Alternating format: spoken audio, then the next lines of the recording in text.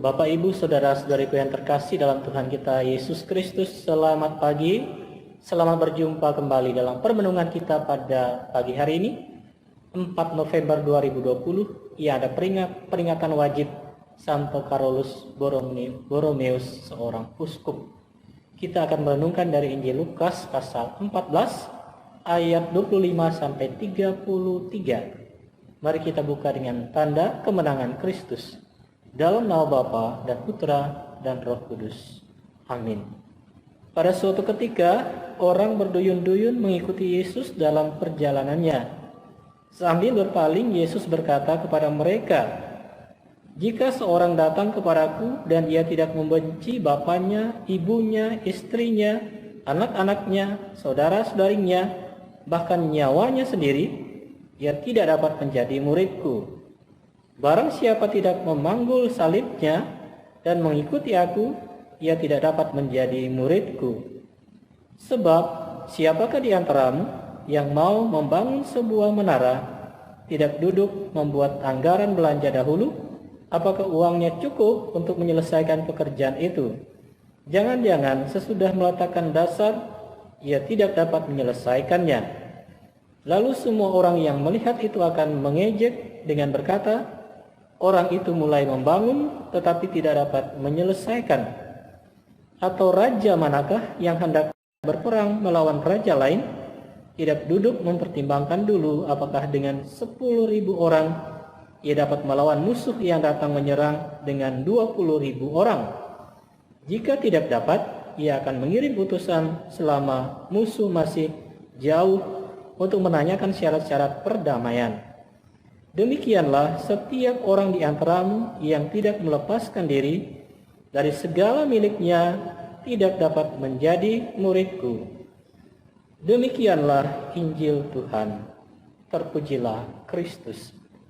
Bapak, Ibu, Saudara-saudariku yang terkasih dalam Tuhan kita Yesus Kristus, bacaan hari ini berbicara tentang hal menjadi murid. Apa artinya menjadi murid Yesus yang sejati?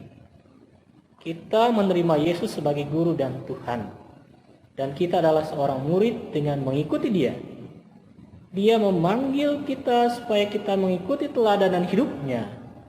Oleh karena itu, sebagai seorang murid, betapa pentingnya kita menjalin relasi dengan Yesus Sang Guru. Untuk mempelajari sesuatu daripadanya, kita harus mengenal Dia dan dekat dengan Dia supaya kita tahu apa yang diajarkan dan bagaimana Dia melakukan apa yang diajarkannya. Saudara-saudari yang terkasih, dalam Injil hari ini ada 3 syarat yang dicantumkan menjadi seorang murid dengan mengikuti Dia, yaitu yang pertama, kasih pada Tuhan lebih daripada yang lainnya. Yesus mengatakan, "Jika seorang datang kepadaku dan ia tidak membenci bapaknya, ibunya, istrinya, anak-anaknya, saudaranya laki-laki atau perempuan, bahkan nyawanya sendiri, ia tidak dapat menjadi muridku." Di sini Yesus menuntut agar kesetiaan dan kasih kepadanya lebih besar daripada setiap hubungan kasih sayang yang lain, sekalipun keluarga kita sendiri. Syarat yang kedua, mengikuti Dia adalah rela memanggul salib di dunia ini. Yesus mengatakan, "Barang siapa tidak memanggul salibnya dan mengikuti aku, ia tidak dapat menjadi muridku." Artinya, memikul salib adalah sebagian dari syarat mengikuti Yesus. Memikul salib adalah bagian dari syarat menjadi sahabat Yesus. Menghindari salib berarti menjauhi persahabatan dengan Yesus. Sebaliknya, menerima salib berarti menerima persahabatan dengan Yesus.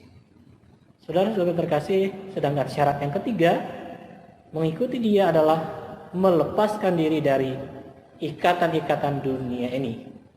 Yesus mengatakan, "Demikianlah setiap orang di antara kamu yang tidak melepaskan diri dari segala miliknya tidak dapat menjadi muridku."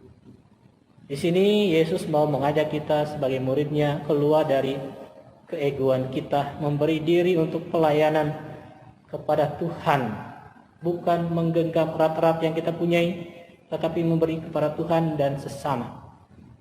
Yesus menantang kita untuk menjadi murid yang tegas dan radikal. Kita membaharui kembali motivasi kita mengikuti Yesus, untuk menerima Dia, meskipun di tengah kesukaran yang kita hadapi, kita tetap setia dan percaya kepada kuasa-Nya. Marilah kita mengikuti Dia dengan sungguh-sungguh karena jaminan keselamatannya untuk kita. Tuhan memberkati kita sekalian. Amin. Dalam nama Bapa dan Putra dan Roh Kudus. Amin.